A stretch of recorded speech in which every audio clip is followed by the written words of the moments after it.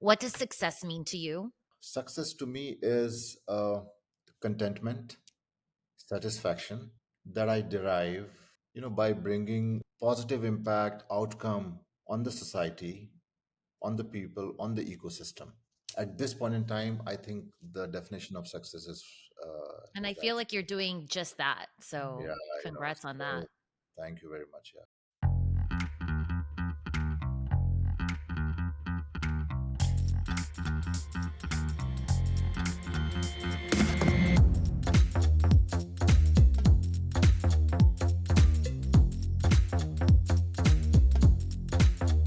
Hi, and welcome to Indian Explorers. In this podcast, we talk about Indian success stories. I am Sabrina, and together with my co host Amit, we will get to understand the journey of our guests and what drives them. The optimism, patience, idealism, courage, these are their attributes that we want to bring to life in our conversations with them. If you enjoy the show, please hit the subscribe button and share it with others. Hey, Hi, Sabrina. How are you? I'm good. How are you? Very good. I see the Christmas tree is still up. It's still up way into January. I'm not taking it down. This episode will be released in January, Sabrina. I know that's what I'm saying. Way into January. Um, okay. You know how you usually ask me like questions, trivia questions, and probably The ones about that make you look very smart. yes, about Yes. 70% of the time I'm like way out of left field, right? I 60, have one Sabrina. for you. I have Don't one sell for you. yourself short. Okay. Today I'm going to quiz you. I have the All American Brands trivia. Are they American or are they not? Okay. You don't want, you're going to give me company names and I'm going to tell you if they're American? Yeah. Or if they're from another country, you Okay, I'll choose the probably get it all country. right, Sabrina. I warn you now. I know I'm you very good at will. this. Okay. First one GE Appliances. General Electric, American. Yeah, wrong. It was Huh? created by, I like saying wrong to you. I really felt good saying wrong. General Electric is American, Sabrina. Founded by the legendary American inventor Thomas Edison, but it's owned by Haier Group based in China. Okay. Sabrina, hold on. Okay, everybody knows it as an American company. Just the fact that the ownership now is that Chinese multinational who follows the M&A, mergers and acquisitions activity of all Well, these it's American no brands. longer an American brand. It's owned by a Chinese company. So we're going to go on to the next one. Now you get how the game goes. Okay. Budweiser. Give me a break, Sabrina. Budweiser is The America's red, white, is and blue America can. is America's number one beer brand, which is dropping like crazy because of the bad publicity on transgender. So everybody Yeah. knows Bud Light and Budweiser is an American multinational. Wrong. In Whoa, 2008, you really enjoyed that, huh? it was I am. It's like telling my husband that in trivia. Wrong. Zero In out of two. 2008, it was acquired by a European company based in Leuven, Belgium. Okay. Which company? Uh, AB InBev. InBev. I know that Okay. brand. Yeah, they own everything. Okay. This is this one's interesting to me. Burger King. You lived in Miami. You know, corporate headquarters have been I mean, there since the Whopper, 1954. the The Whopper. Whopper. Like McDonald's has their Mm-hmm. Big Mac, and Burger King has their Whopper. Yeah. Now, I associated with an American company, and it's an American brand. If you ask anybody in the world, anybody with a brain, don't tell me it's freaking French or British. No, closer to America, but it's now Canadian. A Canadian conglomerate owns Well, it. VC or who bought it? I don't know. At least tell me who bought them. It's Oh, just this one I don't have. Oh okay. no, I do have Restaurant Brands International. I mean, it's a weird name, but RBI. yeah, Okay, RBI. they're a big Okay, group as well. okay.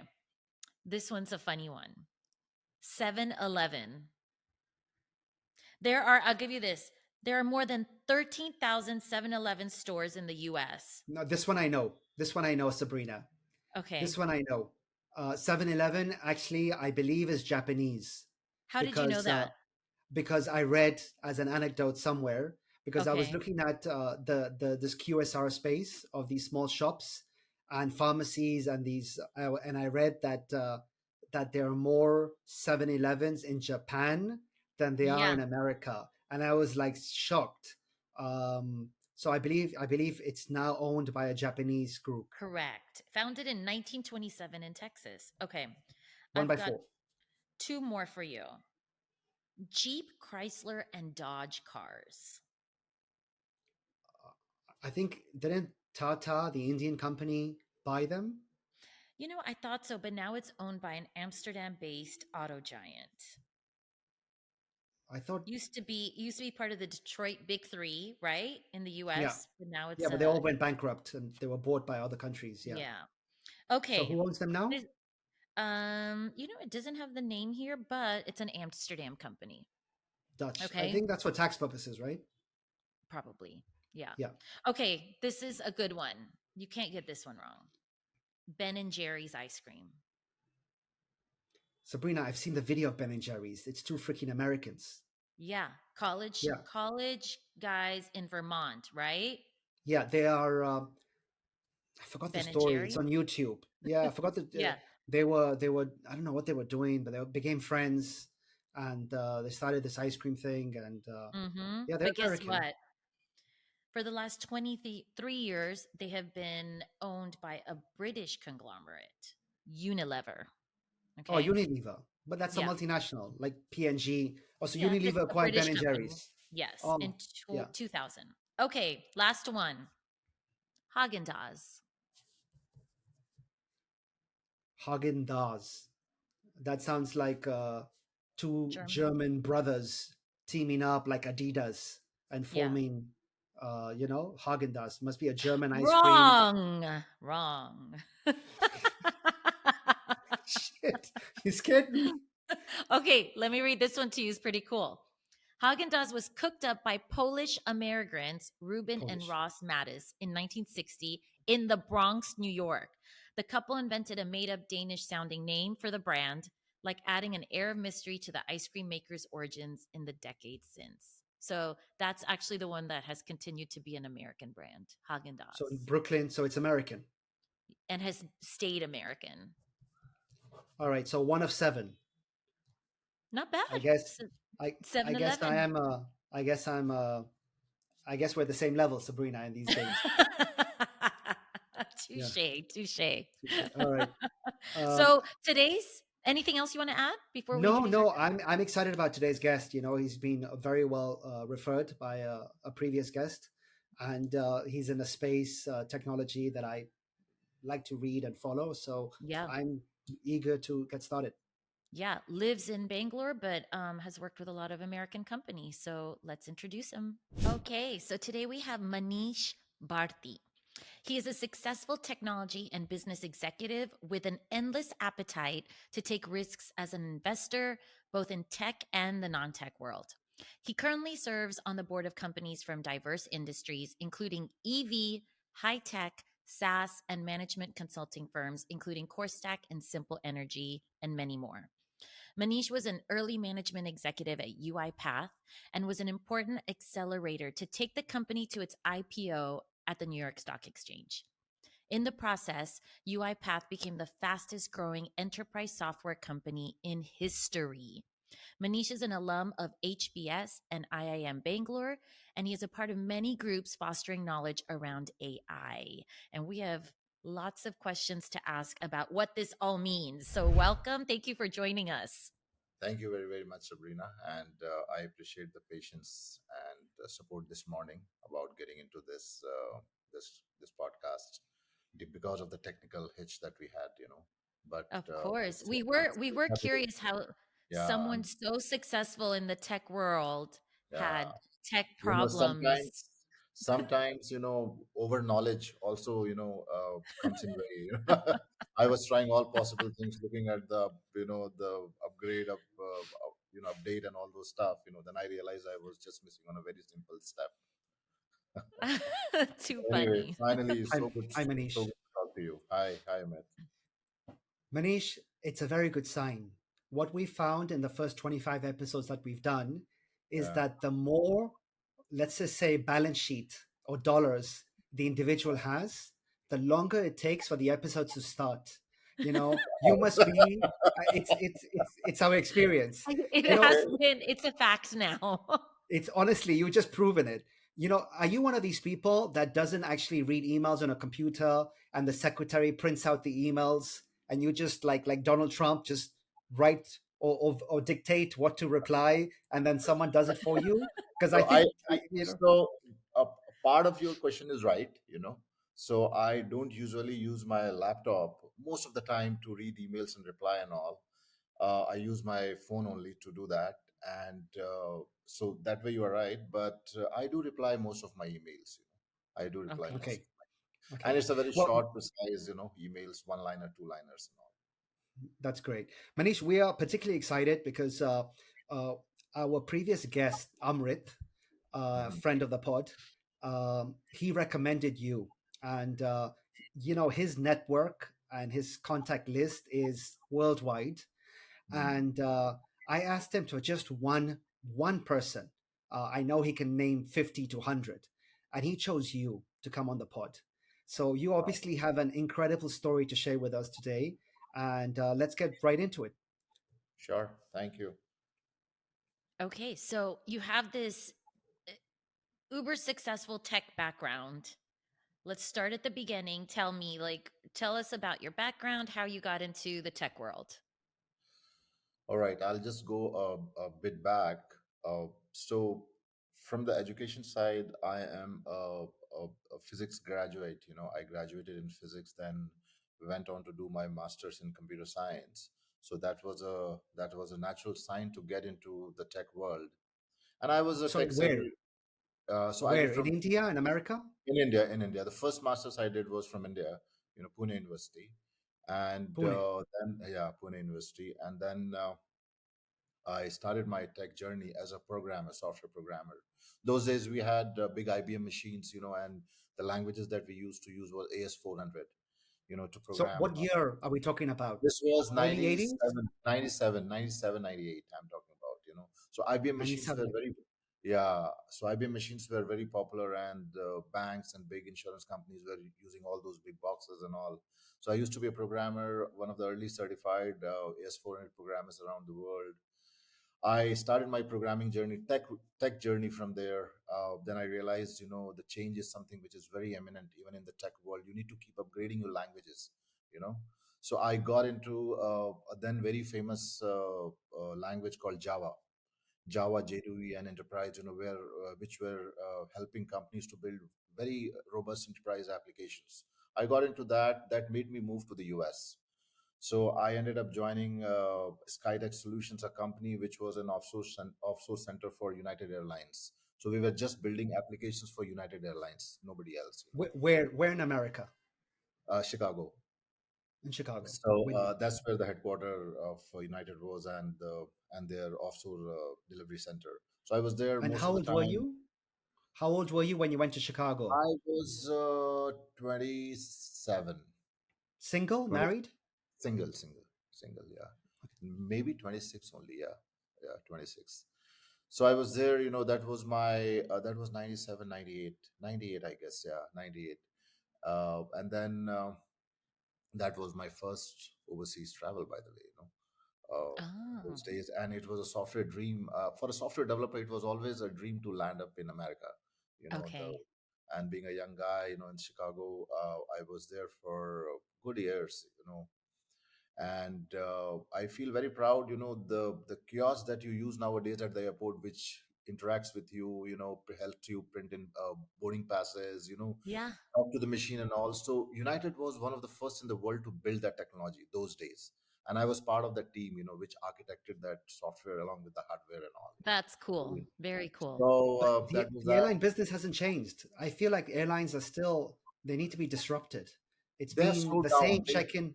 Yeah, Yeah, they have slowed down a lot.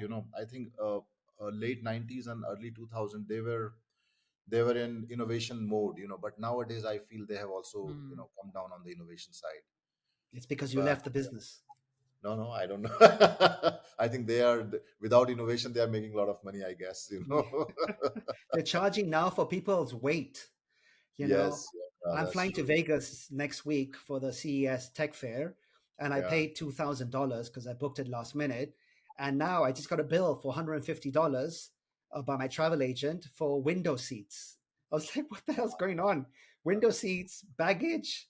It's just a joke. everything. Anyway, sorry, back to you, Manish, back to your Yeah, journey. so I was that was my America journey. That's from where it started, and then I changed my jobs, moved into. I was always a software product guy, consulting guy, customer facing guy, and all. So I was not at the back end of the software all the time. I was also interacting with the customers. So in the US, most majority of my experiences are in the US, and so I moved to a product company in Scottsdale, Arizona. Company was called Cyclone Commerce. It was into B2B integration company. So as a manufacturing organization, you would connect with a lot of vendors to procure things and all those, all the raw materials, items and all. So we were acting as an exchange as a software, and we help build enterprises connect to their vendors, in a very seamless fashion to procure items and all those things. So that was very critical part of my experience, and I must talk a bit more about it. So Cyclone Commerce was a leader in B2B integration gateway technology, a product. And I worked there, worked through a lot of acquisitions that the company itself has gone through. Today, the company is called Axway. It's a big $2-3 billion company now, a product company. So with that company, I got to interact with a lot of customers in the US, including a lot of healthcare customers, Genentech, Cardinal Health, AstraZeneca, USPS, UPS, a lot of companies. I interacted with the government there on their installations, setups, exchange, softwares, everything. So that was a very critical part of my experience in early days of my life. Okay. Yeah, All and Manish, all under, all under can you tell 30. us, can you give us an idea? You're under 30, you traveled to America at 27. What were you Yeah, making in dollar terms, salary wise in India? And then what was the jump that made you go to America? And in yeah. America, was the progression in salary rapid? I used to feel like a king at that age. I must tell you that, Yeah. That is what I was, awesome. what Give I us was numbers. earning, Manish, give us what juice. yeah. So what I was earning in India was maybe, in dollar terms, say in today's dollar value, maybe around 800, $900. A I'm month. telling you, a month in India, because Yeah. the Indian salaries and all, Sure, those days sure. I'm And talking, in which, America, doubled, yeah, tripled in your I first think, job? I think five times, Five times. Okay. five times Because in the first job. today Yeah, it's become a little bit more like equal. equal. Yeah, yeah. Today it's more equal. Yeah, At So least the top organizations, who are well yes, funded. yes, yeah. It's. But I mean, yeah, yeah. So I'll come to that also. You sure. were So living a good yeah, bachelor life then when you I moved was to the enjoying my US. life. I was enjoying my Yeah. life. I had a bunch of friends in Bay Area, so over the weekend I used to travel from Scottsdale to Bay Area. Spend time with them, sometimes to Vegas and all. So all until 2004, I continued doing that. And that's And when I then got you got Sabrina, married. married. Sabrina, he Yeah. said I was enjoying my life. We'll She edit said, I that thought to you got married. I am enjoying my life so that his wife also, listens to the pod. I mean, I was partying around. I just to be very clear. Okay, I was partying around. I was Sabrina and exploring I don't places. understand what that means. Yeah. I mean, Okay, she would know that. so Come on. so so 27, 28, 27, 28. Yeah. You're making now $5,000 a month, Yeah. um, as a bachelor living in America. Yeah, Okay, and then and from there, that used to be a good salary those days, 30, Yeah. 25, 27 years ago. That used to be good salaries in America. And by the time I continued working there. So in 2003, 2004, I wanted to come back to India, for a few years and all. So I joined a why? company. I was always, I was I had that feeling even Homesick? today, yeah, homesick, or I love being in the country, most of the time, so that time it was more. And so I decided to come back, but nobody was giving me a job in India. So I found a company called Satyam Computers, if you would know those days. So it was a Of big, course, you of know, course, Satyam. Yep. so I met the senior executives in Bay Area, and they said, okay, you take this job, and since you want to go back to Bangalore, so go with the job. So I was super happy, and so they sent me back to Bangalore. I stayed here for maybe 6 7 months, built a team. I was running that practice, and Did you take a then pay cut to move to America to yeah, Bangalore? yeah. Of course, yeah. You need to take. I mean, you won't get American salaries in India. Those days. Those Those Those days. days. days. Yeah. Those What days. year are Yeah. we talking about? I'm talking about June. 2004. 4. 2004. Okay. Okay. So 2004, I came for the first time to Bangalore, and I stayed here for maybe a close to a year, and then I realized these guys also want me to go back to the US again because most of the customers were in the US. Mhm. So I went there again, stayed for until 2007, from from 5 to 7, until, and then again, my desire to come back to India was not ending. So I left the job there. I joined a Bay Area company, a product and consulting company called Metabyte. And they wanted a Asia Pac CEO to run the business in based out of India. I thought this is the perfect fit for me, and it ended out to be a good fit for me. I spent 7 years there, based out of Bangalore, based out of Bangalore. But I realized most of the time I was spending in the US, but my base location was Bangalore. Every 2 months I used to be 3 weeks in the US, here, there, and all, but come back to Bangalore. So that continued until 2014. Again, in terms of commercials and all, I was enjoying good life, even with Metabyte. I think I was close to very close to the US salaries those days, in Bangalore. And you have a good life, you're driving nice car, BMWs and all, I mean, what more you need?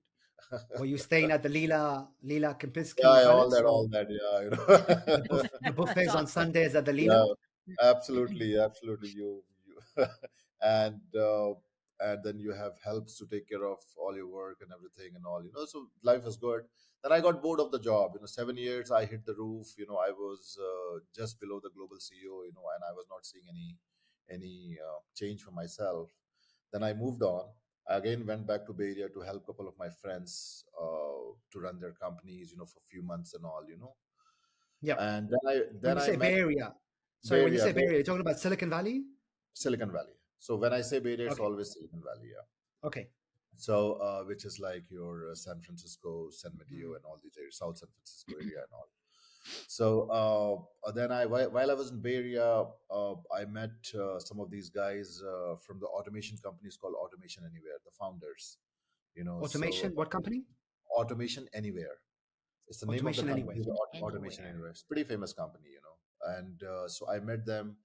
They said they need a global guy to run their services and professional sales business, professional services business, pre-sales and professional services business. I said okay. So I came back to Bangalore again, and worked for them. Then realized, very short stint, maybe 6 quarters. Then I realized culture is a big gap there, because of Indian origin. Founders were of Indian origin, and I was finding it difficult, and to adjust with them, especially if you have At worked this in point, America are you for some married time. at this point? Yeah, Married yeah. and I kids? got married in 2004. Okay, so we were right. Yeah. 2004 is where the partying ended. Yes, yes, yeah. Where Okay. the party ended, yeah. But Manish, I wanna dig into that, like uh, the culture. I uh, mean, you kept wanting to go back to India because you felt yeah. homesick. Mhm. Yet, after 6 quarters, having an Indian founding team, Yeah. uh, it didn't sit well with you because you were by then so US based or US, Yeah. experienced. What Mhm. was the clash? What was the issue? I feel most of these guys, especially the founders of Indian origin, I mean, exceptions are there. They they have fear in taking decisions and risk on time. You know, They're more I conservative. conservative, like very risk averse, and I did not come from that background. Wherever I worked, my bosses, my peers, they always gave me that freedom to own my decisions, you know, whether it Yeah. goes bad, and most of the time it worked. So I found it, so simple tasks would take a lot of time, and the purpose of working in a startup is the agility. the faster decision making, and that was missing there. I So the realized that disruption, you weren't able disruption. to disrupt Yes, as yes. fast as you had hoped to back in that day. Today, Back in obviously, things have changed in India. Would you say? absolutely, big time, big time, big time change. Yeah, But it still needs to catch up with the West, but it has changed a lot. It has changed a lot. yeah. And So then what when did what good, UiPath start? what good happened with Automation Anywhere? They were with the product and technology which was about to change the world, which is automation and AI. They were the early guys. So I got an experience of that, and I realized this is the area that I should get into. You know, it took me some time to get my confidence on that, but by the time I left Automation Anywhere, I realized this is a good area to spend few years on because I could see that with customers and all, and UiPath was in the similar area, you know, but So you Automation jumped from Anywhere. one to the other, Yes. from So, AA yeah, to, yeah, from A to UiPath. So, but Automation UiPath was Anywhere. a startup. Like when you joined UiPath, it was a startup. Why would you leave such a Yeah, established company like AA to UiPath? Are you crazy? it's a risk that I took. It's the belief in the founders that I took because I realized being founders were of Romanian origin, and I could see that we just worked like friends and all. My first two You meetings say with the board and Romanian? Romania. Yeah. So UiPath is a Romanian origin company. Wow. Is the yeah, it's a Romanian origin company, and what happened, what good happened with Automation Anywhere was that I got the confidence to work with a similar technology.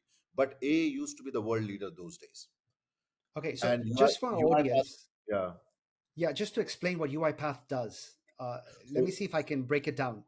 yeah, Basically, it allows IT departments to set up these automated software robots that collect and interpret data and basically allows you to automate processes, which is similar to what ChatGPT does today with Zapier.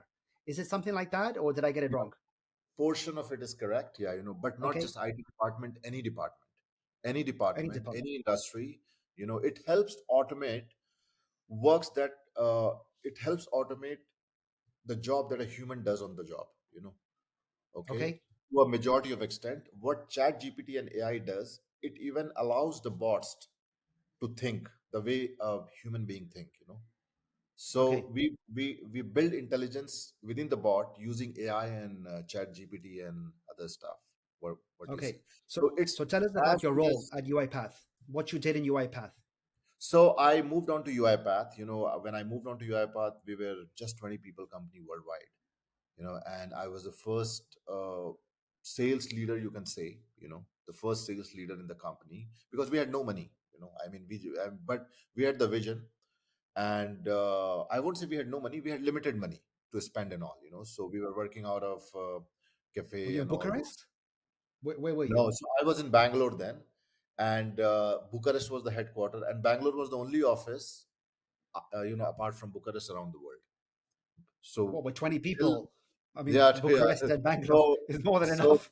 so let's say 10 odd people were in Bucharest, mostly engineering and all, and the customer facing team was largely in Bangalore. So that's how it started. So that was Okay. 2016 of December, and I And started in today? September of the month. 2016 September and 2016 December. We got our first round of funding from Axel. So we got 100 million. We got 30 million at $100 million valuation. That was Series A. You know, 16 of December, Yep. and definitely 2016. that 2016 that gave us a lot of room to expand ourselves in terms of go to market. The one thing was there, the product was very good, and the culture of the company, coming from the top, like being humble, being with the customer, there is no boss subordinate relationships, kind of, no administrative chaos. Everything was, everybody is accessible on the phone right from the CEO and all. So that basically inspired the company and everybody around it to work with us. And what happened in the process, but again, like the start was not good in terms of winning customers because you are a startup, you are not perceived well in the industry, and not being of Indian origin. India and Asia Pacific was little hard to crack business, because people used to feel fly by night operators, kind of, they'll come, sell the software and there won't be any support afterwards and all. Because of But the European region yeah, you were in? yeah, yeah. Eastern So, Europe. yeah, Eastern Europe. So it took us some time. We were we were losing a lot of deals against A, and then there used to be another player called Blue Prism, a British company, doing the similar things. But in the next 18 months, the wave changed the direction. We started winning a lot of deals against all these guys. Okay. And in the process, we had B, C, D, E, F round of funding until 2020. Okay. The last funding of $700 million was at $35 billion valuation with a dilution of 2%, I guess, if I remember right. Wow. Just before An going IPO? IPO, just before going IPO. Yeah, Okay. And then in 2021, we got listed in NYSE. I think the listing was 46, $47 billion. Got So it. when I started, the company was less than 500K of ARR. What ARR means is like annual recurring revenue, which is Sure. like because we sell subscriptions. So it guarantees us that what we have sold this year, it is that it will definitely come next year as repeat revenue. So Got it. And at 500K sold. IPO, what was the ARR at IPO? IPO when will I think around 700 million odd of IPO. So When in you get 5 years, that, less when than you hear 500K. that, Yeah, you're working so hard to get that IPO and, you're at the New York What is that feeling it was. personally? Unfortunately, I couldn't travel because of the COVID. Oh, yeah, And that's right. It's but 2021. we were running it remotely, at homes and all. But it was a great feeling. It's a sense of accomplishment that you get, Of something that you have course. worked, from the scratch, and you see in less than 5 years, hitting the roof, becoming the Yeah, fastest growing software company in the world in the history. I mean, that's a great feeling. of course. Yeah, I enjoy my 5 years there, 5 odd years there. But Manish, that's what was the exit fantastic. like for Congrats. you? Like personally, like did you have shares? Were you able to, or are you locked up for X number of years, or were you Yeah, able yeah. to X? So yes, so when we were going IPO, all the senior executives were locked up. We cannot sell our shares and all until I think 12 months, 8 months of IPO, 12 months of IPO. Yeah, But we had some secondary options, as and when the funding were coming in. So I Okay. ended up selling quite a bit during that time. Because everybody wants to touch and feel the money at the end of the day. Not just to be seen on the paper. So, Enough to retire? Enough to retire if you wanted to? yeah, yeah, enough to retire. Yeah. and and then there was a lock-in for us, and then it got released, and but unfortunately, the share prices came down drastically. Now it is recovering and all. And but yes, yeah. So I'm still the shareholder in the company.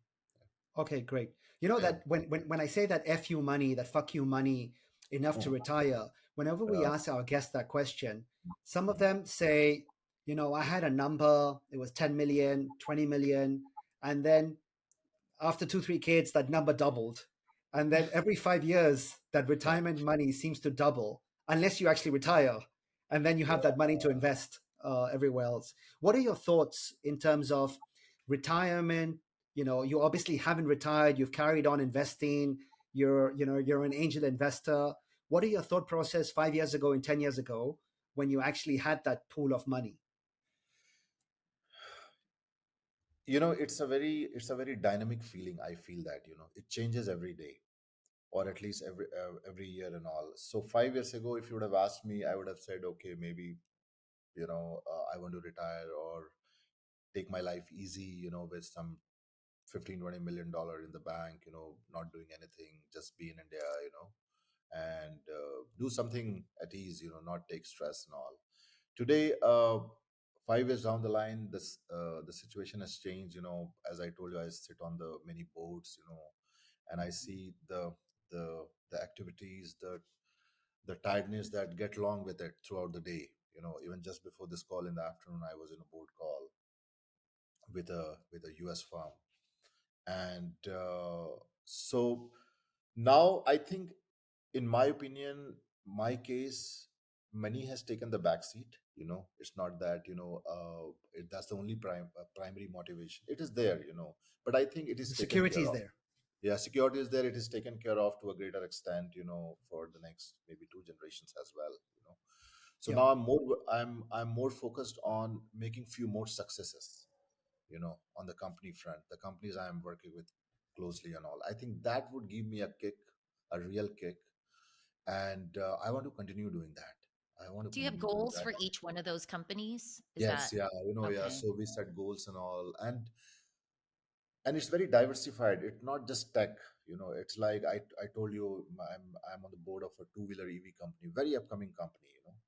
Okay. It is challenging the big guys today in India. And India is a big two-wheeler EV market because most of the people commute on two-wheeler for their livelihood. So and that company should ideally be a unicorn in 2024, Okay. minimum. And Do you want to my name the company? Do you want to plug it? simple energy, simple energy, simple Simple energy, Energy. Simple energy. simple Okay. energy, And simple that's energy. the website, simpleenergy.in. In yeah, in yeah, simpleenergy.in. Okay. You know, I ask you that, Manish, because when we tried to have a conversation, Sure. an introductory chat about a month ago, we actually weren't able to speak properly because you were doing what I consider a retirement game. Basically, you told me you were up in some mountain with 200 strangers on your Harley Davidson going Yeah. for a Yeah. drive. And I I was I like, who I does keep doing that? that, by the way. Yeah. So tell us about that. Like, what is this passion? Were you on a simple energy bike or were you No, no, actually on a Harley Davidson bike? I was on Harley Davidson. So I'm a biker. I'm a biker since my 10th grade. So those days I used to have a light bikes and all, like Yamaha and Kawasaki's and all. Then I moved to colleges. Till then also I was riding for good time. In between, like, started job, and good 10 years I had no touch with the bikes. Then I resumed this activity in 2011, once again when I bought a Harley Davidson in India, and I always kept it. And it went on. I ride around the world actually. So in 2016, 10 of us rode for 10 days in Europe, and almost 3,000 kilometers, 10 of us, on the bikes. And then I started riding a lot in India whenever I used to be in India. And 14, 15 onwards, I was more in India. So I was riding every weekend with the Harley boys. I have a couple of BMWs also, BMW's bike, and then Indian, if you know the brand uh, Indian bikes also. Indian is Which one? Indian. So Indian. Indian is actually not an Indian brand; it is an American brand, but called Indian. Yeah, it's one of the oldest motorcycle in the world. Yeah, Good So marketing. yeah, so big bikes, they are all like 1800 cc to 2000 cc bikes. This may And be a silly question, but when you yes, travel, say you go to Europe yeah, to bike with your friends, do you yeah. have your Harley shipped or do you No, rent one so there? no, we rent one there. So you Okay. get you get bike of your choice everywhere around the world. The biking has Okay. become such a big passion. All the rental companies have all the bikes that you can ask for. You know, so we Sabrina, just all our questions are silly. We don't have to start the question with this maybe a I silly was like, question. are you guys going to be like, well, obviously? Got it. Do you think your risk for, because I consider it a risky thing to do, these two wheelers, especially on Mm, bumpy roads, if you can call them yeah, roads in India, do you yeah, think that's part of your DNA and it helps you with your business and your investment culture? yeah. I'm a risk taking guy. I would take a risk when everything is going good in the life. I wouldn't be in a comfortable stage. I've always done that in my life. And I place this is and I feel this is one of the important ingredient as far as I'm concerned, for being successful in life. Taking You have to risks. yeah, you have to come out of your comfort zone. You have I so I'll give you an example. People say that you haven't worked for SAP and all. I said, man, I want to work for companies where the road is less traveled, and Sure. you go there and Make then the road. create yeah, and then Build the road. create the impact. So I have declined the offers from companies like SAP and all those in the past, because I realized it's a very defined, monotonous job. You get into a job, you have set of duties, you go and perform that and come back home. I'm not Yeah. so I take risk in my life, be it Okay. I So feel like investment your or life, your professional life, there's such an analogy or similarity between your professional life and your love for riding bikes, Yes, yes, yeah, Yeah. right? Like you see Uh, it. yeah, I yeah, have yeah, I another see silly it. question. I have another Yes. silly question since Sabrina started them. I'm a master in them. Um, if Sam Altman calls you and says, "Hey, listen, the board's not too happy with me. They've already tried to like throw me out once. You know, I need someone to be my wingman. My right hand man, someone who eventually in 3 years' time will take over when I go and become CEO and replace Tim Cook at Apple." Would you take the job, or is it too big and too boring? Leading OpenAI. The first thing I would look at is what's there in store for me. Because for me, one of the most important thing is what is the role that I would play in the company, and what autonomy I had to play that role, and what impact I would create on the world by doing that role. It's not about being in Apple or being in Microsoft or being in Oracle or whatever it is.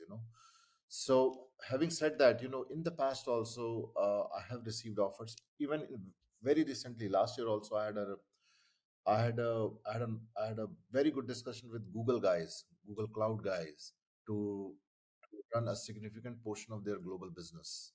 Then I realized, it is like it is the same job, in a bigger ship. And do you want to be there and then get grilled every day in and out, under the leadership and all? Then I just said no. I think that's fine. I won't take it. So, So the most important so thing I'll is that tell I Sam will. no. I'll Yes, tell yeah. Sam the answer is no. Basically, No, that's yes, what I you want to hear. can. You can. Yes, All you can. right. I'm okay being Manish, what I am today. Yeah. right now, who is leading the world in AI? Is it the US or China, India? Who's India. leading this? What's India doing See, in AI? no, I no, don't I'll know. tell That's you. what I'm I'll, asking. He's I'll the tell you. I'll tell expert. you.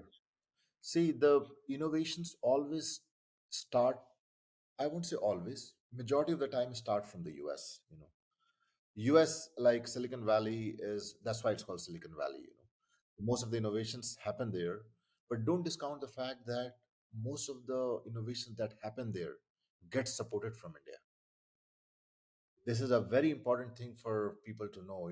Most of these bigger companies, you talk about any financial services company, banks, like Goldman Sachs or JP Morgan Chase, they're 30% of their staff, or maybe more, work out of India. And what these two staffs do, they're constantly innovating. So it is, yes, they are the backbone. It is the both. I mean, it is both ways. It is like US is just front ending, but the everything, delivery, shipping, everything is happening out of India. you know so it is like intertwined. You can't separate it. You can't say that US is doing innovations on AI and chatbot and all. It is indeed getting a lot of support from India. What about the giants? The Wipros, the Infosys, the TCSs. I don't hear anything about their AI developments. All you hear about is Google, Apple, Amazon. You now hear Alibaba and the Chinese companies doing it. But I, at least maybe because I'm in Chile, I don't hear what's going on. Can you tell us a little bit about what's going on with the leading See, some of the Indian names, companies? I mean, some of the names that you have taken, they are the big outsourcing companies. They are known for outsourcing work. So if Apple wants to do a development, a software development, a portion of software development, the critical piece of the software they would do themselves, and they want to outsource the product support, for their products and all. They would contact all these outsourcing guys. Okay, So so it's it still a is the. BPO and outsourcing. Yeah, so BPO Yeah, is a lower level of task, which gets yeah. outsourced to BPO. And these outsourcing companies, they will work on the higher level of task, like application development, software development, support, high level of support, and all those things. So it is the mindset. When you ask me that, why the innovations are not happening out of these companies, because these companies are, in my opinion, they are not wired in that way. The people within these companies are not wired that way. When you work for a product company like Apple or Microsoft, and when you talk to the engineers, they are wired in that way. The innovation quotient within them is very high. you The know culture you mentioned. Culture, the innovating, and the way they have been trained, because they are not there to give services to their end customers. They are just building the software products for the use of the end customers. So these are the two, like services companies are different, product companies are different. Like UiPath was a product company, you know. So you can just imagine 4,000 people company was valued 45 billion more than, like few big services company around the world, Yep. who would have, let's say, like 200,000, 300,000 people. We were just 3,000 Yep. people around the world, you know, Yeah. at the peak. Can you change the culture of a company, say in India, like the DNA, or do you think it's like some M&A deals have collapsed because of culture clashes? So what are your thoughts on that, since you've led I have such big it, this companies?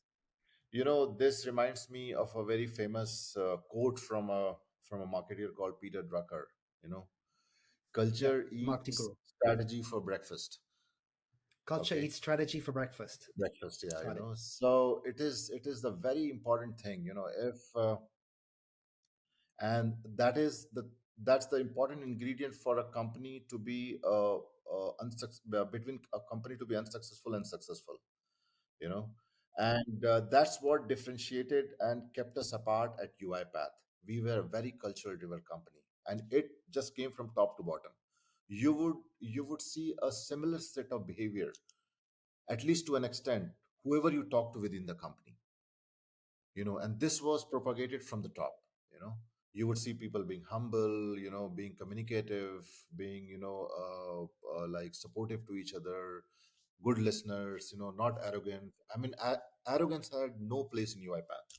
We had to let so many senior executives go just because of this single attribute. Yeah.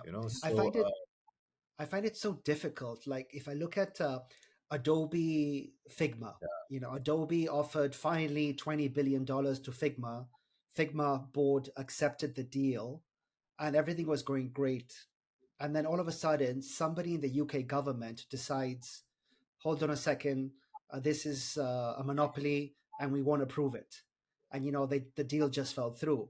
Now I'm yeah, a VC investor that's put in hundreds of millions of dollars into Figma, and I have just hit a home run, thinking I'm yeah, going to exit finally with a $20 billion deal. And yeah, somebody that I don't know in the UK government decides to put the hand up and saying no. Like, that's just so difficult for the yeah, board, for the employees, for the yeah, investors. You've been through this before. What's the solution? Like, why would I invest in a big company? How do I find my exit if all of a sudden now Apple, Google, Amazon want to buy a company? Most of them have no, they're going to just say it's a monopoly. They're already monopolies. So, what are yeah. your thoughts on this whole monopoly, power and the abilities of governments to just break down these massive deals? I think this question is a better controlled in India. I must say that, because the government literally looks into a lot of such issues and deals and all, whether it is fair on the part of shareholder or not. I see this issue more outside of India, where anybody, like you file a petition in the court, everything gets installed in the US. You are a whistleblower, you just do something and everything just gets stopped, at least for some time But do before you think if it's they, political, or do you think it's actually for customer benefit? I won't say it's political that much. It's more about, I see it this way: the bigger shark eats the smaller shark. So it's like that. If Microsoft wants to acquire a AI company and all, I mean, they have all the power, they have all the muscles to do that. They can, they can also work with the government to make the deal happen in the US. I feel so, You mean the way you, they when are. you say work with the government, do you mean pay, or what I do you mean mean, by work with the government? the Microsoft as a company, because they They'll work with the lobby, they will yeah, they lobby are who they lobby, need they are the to. policy makers. They would Hmm. lobby around the policies and all those things, so they can do that. So there is, I mean, I don't think it's more politically driven. It's more about who wants to be seen in the top Yes. league. And Yeah. if I see that the fight is largely between three, four big corporates like IBM, Microsoft, Oracle, Google, they are the guys who are in a different league, and rest all Hmm. fall in a different league. Yeah, but I guess I'm trying to get you to answer, Manish. You know, we Mm. saw it now with Epic and Fortnite that they lost to Apple, but they won against Google. You know, the Play Store, but they lost to the iOS App Store. And you know, Apple, I think it's 30%. I thought Yeah, Google was also 30%. So yeah. why did Google lose their case and Apple win their case? Who decides that when they're both monopolies globally? You know, what are your You know, thoughts on that case? I feel it's a fair judgment on part of the justice. I think it's a fair judgment. Yeah, Can you I mean, explain why? I don't understand yeah, it. because these things are also driven by data behind it. So if a particular app, for example, is winning or losing against Apple or Google and all, it is not because these two companies are the bigger players in the market, in that They are space. monopolies. There's no two Uh, ways about it. yeah, Yeah. yeah. I mean, they drive the world around that. So anybody taking decision on that is not going to be biased in majority of the cases. In majority of the cases, but the judgment gets swayed away, in the end, in somebody's favor and all. But I believe, especially against, if a judgment is being made against monopolies, it just cannot be one way. There has to But then be why did Apple win? Why did Apple why did Apple it, win? Apple now they're getting rid of the Apple watches on mm, Christmas Day, you know, yeah, because they stole the oxygen from that mm, company. I don't even know the name. But you know what I'm yeah, talking about, right? It's been in the news the yeah, last 48 hours. yeah. And for Apple to stop selling the Apple Ultra and the Apple S9 or whatever it's called, and Yes, yeah. that's admitting that they did something wrong. They stole 20 or 40 employees of this startup and they copied their technology. So they're going to lose that battle, but they won Mhm. the App Store one. I don't Yeah. understand how it all works, but you know, you you're know in this everything game day and ev- night. everything is fair in love and war. I believe in that. Yeah. I don't know This the seems like intricacies of war. it, honestly, but I'll find out. I'll find out what actually has gone wrong there.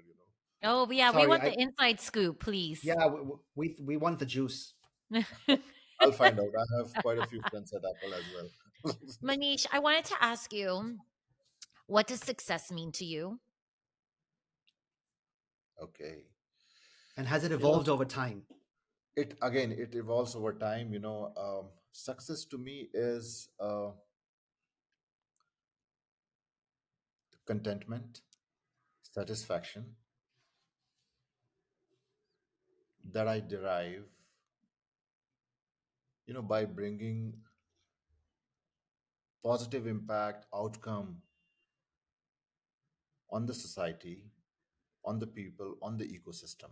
At this point in time, I think the That's definition amazing. of success And I is feel that. like you're doing just that. So Yeah, congrats on that. so thank you very much. Yeah, I think Yeah. And who inspires you? Are you looking at Tim Cook, you know, Steve Jobs, these type, Larry Ellison, you know, are these type of guys, Jeff Bezos, Elon Musk, or I don't know, Or Gandhi? I is mean, it personal? yeah, who People in inspires your you? personal life? most importantly, my Amrit? father. Your Oh, Most sorry. father. importantly, my father. Yeah, he inspires me a lot. He's an engineer by background. Mm, I'm in early days. And I get a lot of attributes from him around okay. my personal characteristics, perseverance, hard work, patience, grit, determination, everything. So, and I've seen him all my life, and he still inspires me a lot, That's my great. personal inspiration. But otherwise, I I get inspired by my former boss, Daniel Dines, the founder and CEO of UiPath. Okay. He's a dear friend, and Is he still running that company? Is he yes, still there? yeah, he's still the Okay, founder and great. the CEO, yeah, and the Yeah. chairman of the board. So he What about inspires me.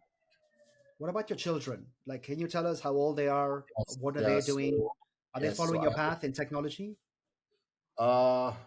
not that I see them, you know, but I have a daughter who is 18 and she is in Colombia. She just went to Colombia this year, and she The is country or doing Columbia University? university. Oh, okay. I thought University. Colombia, the country. since I'm no, in Chile? university. Yeah, Okay. yes. She went to Columbia University and she's doing economics and literature as majors. And I have a son who is ninth grader, and he studies in Bangalore in an Okay. international school. Yeah, Oh, Very nice. cool. So yeah, US and India. Okay. yeah, Nice. US. Yeah. So she's coming for Christmas break, on 23rd in Oh, very Bangalore. nice. You must be ready for that. Do they Yes, do either of them like to bike too? my son likes to sit behind. Yeah, I Okay. take him for shorter rides. Sunday breakfast rides. Nice. Yeah. Very cool. Very cool. And what about your wife? Does she ride? No, no, she doesn't ride. Yeah, I mean, Okay. at times she'll get along with me, but Yeah. that was many years ago. Okay. Because I've been riding for almost 14 years, last 14 years, on Okay. and off. Smaller rides, yes. So I know you said right now you have goals for these companies that you're working with. After that, what's next for you? Do you know? Or maybe you'll see when you get there. You're writing the book. I think I would, while I'm doing this job, I would continue riding, to different parts of the world. One of the things that I want to do is do the Gold Coast ride, Golden Coast ride in Australia. That's Okay. pending on my list. It's meant to be So these beautiful. two activities will run in parallel. And I haven't thought beyond it, because one step at a time, maybe. Yeah, So yeah. absolutely. Great. Awesome. Um, should we jump into a rapid fire, Sabrina? Whoa, Yep, let's do it. Yeah. whoa. Manish will ask some more silly questions, and Okay. whatever comes on your mind, just start. I'll start. What's your favorite book, movie, or quote that has had a significant impact on your life or your way of thinking?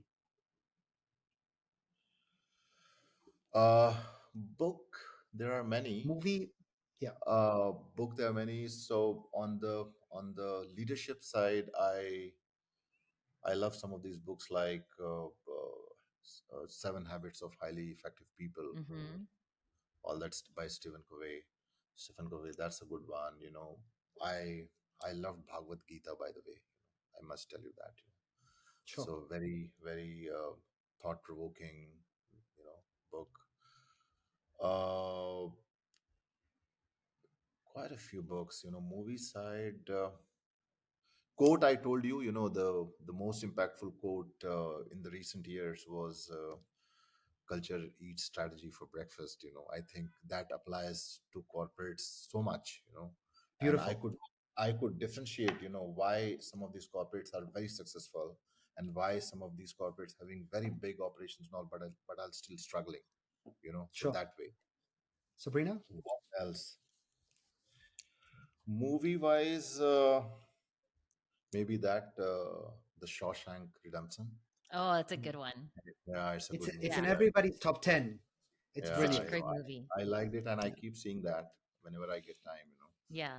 It's If it's on at night and my husband sees it, he'll just watch it all over again. I'm like, I'm going to sleep. I mean, we've seen this a million times, but he just gets And captivated. see, Yeah. if you look at the movie, it displays so much of characteristics, Yeah. like the personal characteristics of a human. I think it's quite a learning in itself. Yeah. No, it's a fantastic movie. Yeah, so I love it's the way Morgan Freeman is the voice, the narrator of the whole Yeah. movie. yeah, That's beautifully done as well. Oh, And he's got yeah. agree. that voice. That voice you That's could true. just listen to That's all true. day. Okay, Yeah, your favorite English song? it's my life, Bon Jovi. Ah, that's a good one. Okay, and the reason I put English is because I'm just so bad at Hindi songs. So I said I want to know, but Bon Jovi, that's a classic. I like Yeah, it. that's It's my life. life. Yeah. Serena, should I go on or do you want to sing the whole song? No, I might just sing now. Okay, go, Let's go, your turn. All right. Give us a fun fact about you. Something, but maybe only your wife knows up to today. I snore. that's I said that's fun. what I Yeah, that Fun, that's what fun. I've been Make it a told. That's what I've been told. That's what I've been told, and in different tunes and all. If I'm little Oh, if I'm little drunk, so the way I will snore is different. got it. And I refuse to accept it. I said, no way I can snore. She's not recorded it. No, she has not yet recorded oh, that is Got too it. funny. Got it. Okay, your favorite destination? Bangalore. No, I wouldn't say that, but I would say Switzerland. Switzerland. Yeah, Okay. because I've gone there, I've worked there actually. I must tell you guys, I used to work for Nestle. Okay. Nestle, yeah, Nestle headquarters, which was in a place called Vevey, which Okay. is around 1 hour train ride from Zurich. Okay. So I have stayed there for almost a year, and I got bored and then again came back to Bangalore. The Bangalore pulling factor was always there. While I was there, I used to drive, ride, and all, in the Alps and all. It's a beautiful. I love Yeah. that country. I just Have love you that been country. to no, it wasn't Interlaken? Yeah, yeah. I've Yeah. ridden I went there. I've backpacking been through there. It there. Yeah, was absolutely beautiful. Okay, yeah. I've shared some Switzerland. photos on the bike at Interlaken. Oh, that's awesome. Very cool. Manish, I hate Bangalore. You hate Bangalore. Why, man? What's I what's had, the trouble? Uh, I'll tell you, I had uh, probably the worst experience of my professional life in Bangalore. I used uh, to manage some service apartments. I had one in Koramangala, uh, right? And these are back in the day when hotel rooms were very expensive. So we would rent out service apartments and then lease them out to corporates. I had Goldman Sachs, IBM as customers.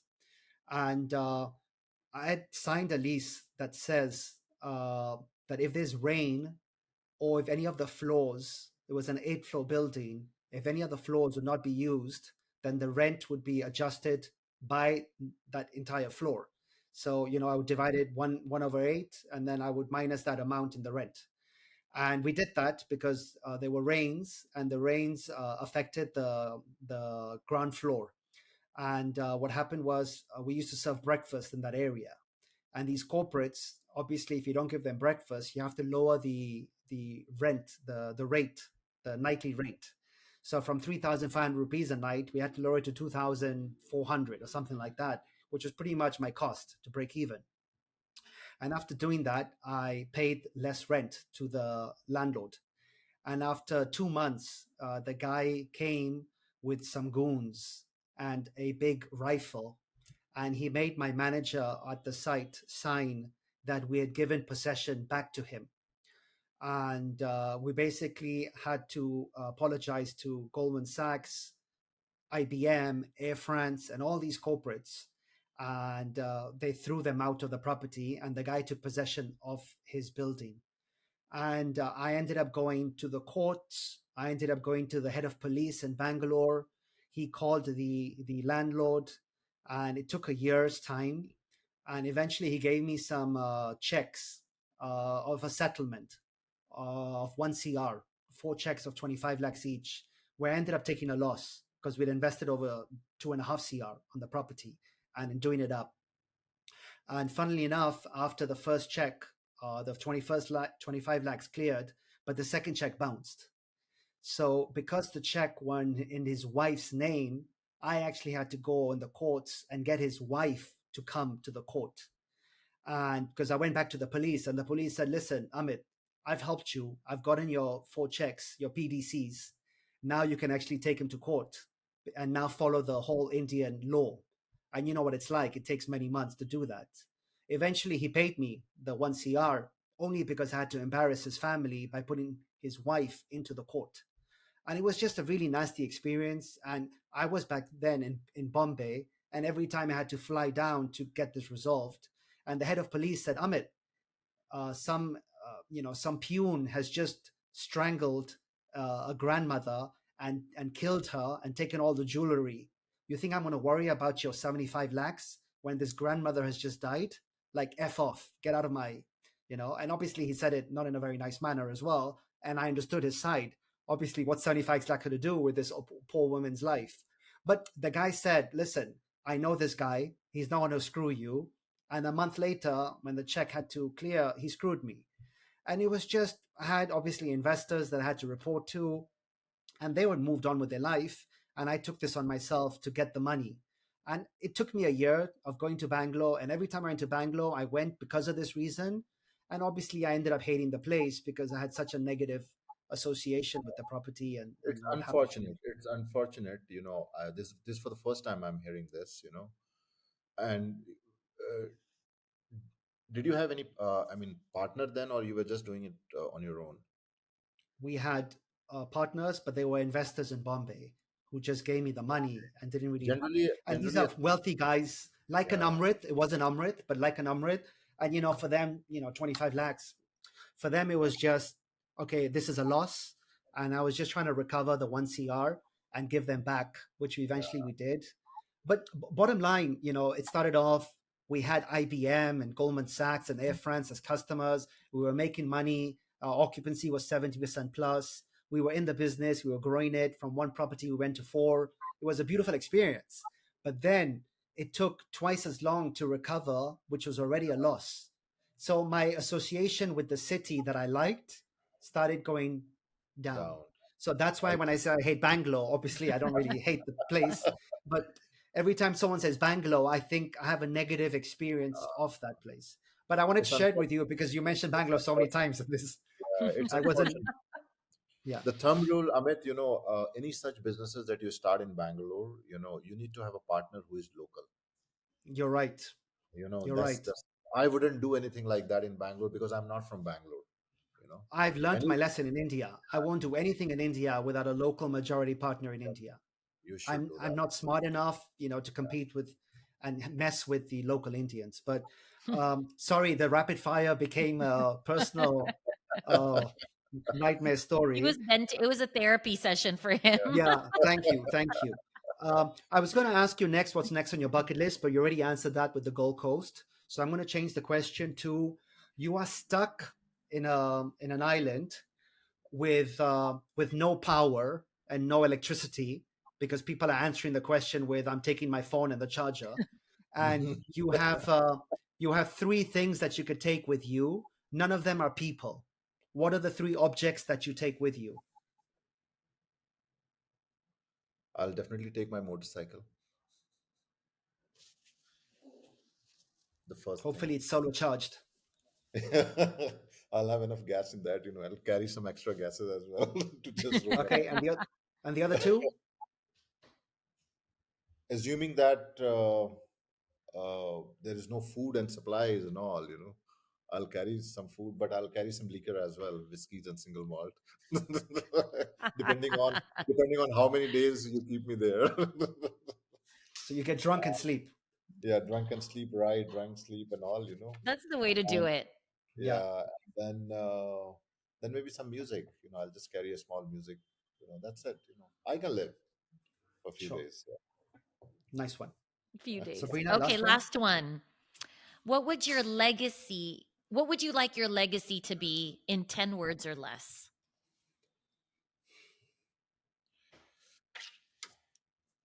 Hmm. I saw this question somewhere. I couldn't think of. Okay, so We never said it would be easy, Manish. yeah, so I would like, on the professional front, I would like to be known as somebody who built businesses, from the Okay. scratch, literally from the scratch. I would want to be known for that. Having the attributes of, like perseverance, patience, great determination, being cool, calm, and all, and at the same time building the enterprises and all. I would love to be known for that, and that the legacy I want to give back, something like that. Great. I don't think that was 10 words, Manish. So we're gonna have to ask you No, to built businesses. I Build built businesses, businesses. You yeah. built, I mean, you yeah. can truncate it, man. I we did don't do not that. We frame don't edit. We that. don't edit. We Okay. keep this I 100% did not authentic. I did not frame the response in advance, so I was just going here and there. We But prefer that, Manish. We prefer that. Manish, we've gone over the hour uh, that we uh, promised you. I apologize. No, no, It's been great, getting to know you. We appreciate your honesty in the answers that you've given, and we hope to meet you in person. Hopefully, not in a two-wheeler. Hopefully, I have over a nice drink four-wheelers that as we well. can Don't agree on. worry. Come to Dubai. Yeah, I'll give you nice rides in Dubai as Ah, well. I'm actually scared of motorbikes. I really am No, scared of no, I'll give motorbikes. you a nice four-wheeler ride. Don't worry. Okay, Sports thank you. cars that's and all. great. Manish, thank you so, so much. And Thank I'm you excited so much. because when I fly United Airlines next week, I'm going to say my friend built this, helped build the technology Absolutely. for this kiosk. So I can Absolutely. always say that now. Before you guys go, can you just take a screenshot? I'll give it to my media team, something Yes. that's coming Okay. up and all, just a nice Let's picture of three of us. absolutely. Let's do that. All right. I'll do it and I'll We'll email send you. you. We'll send you much more than that in a couple of weeks. Yeah. Smile. Everyone smile. Yo, Thank you so much. I, thank you I guys. loved learning this from you. I mean, you're already building your legacy. It's there. So keep enjoying life. It's Thank awesome. you. Such a lovely talking to you both. I You enjoyed the too. conversation. Yeah, I literally enjoyed. Thank you, Same Amit. here. And thank you for so many follow-ups and apologies for rescheduling it a couple of times. Yeah. No Believe worries. me, We they're made it far. happen. Believe me, you've been kind to us versus people I'm chasing. Oh, really? Thank you, everyone. This has been another episode of Indian Explorers. We hope it inspired you because it definitely inspired us. So thank you and have a great day, everyone. Ciao.